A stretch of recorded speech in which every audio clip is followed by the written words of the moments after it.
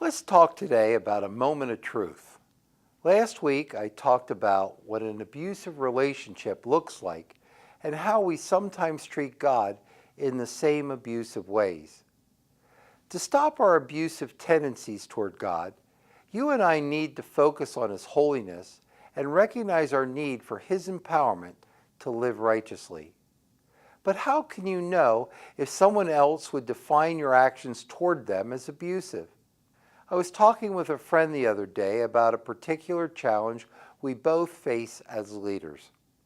We laughed together in recognition that we face this challenge because we take responsibility for our leadership.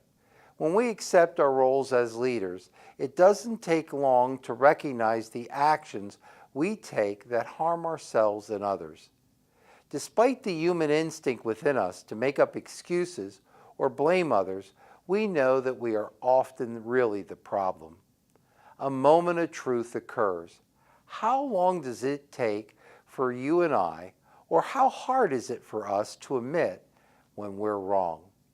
A person who is psychologically weak or spiritually immature is so fragile that to admit failure and take responsibility leads them to emotional turmoil.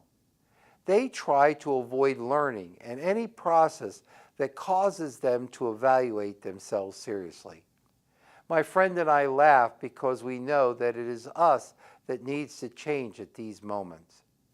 An abusive person clings to a narcissism from which they get a sense of temporary value. Instead of focusing on God's love and relying on their supportive relationships, they spend all their energy on ignoring their own imperfections. If you and I are able to admit our imperfection and sin to others, we are pursuing a realistic relationship with them. This gives them permission to tell us when we hurt them. Our willingness to apologize and ask for forgiveness demonstrates the depth of our relationship with God. In the Garden of Eden, Adam blamed Eve for his sin, and Eve blamed the snake. To avoid this destructive process, we must take ownership of our own negative effect on others so that they can trust us and feel safe with us. Galatians 5:17 tells us, the desires controlled by sin do not want what the Spirit delights in. And then it goes on to say, and the Spirit does not want what the desires controlled by sin delight in.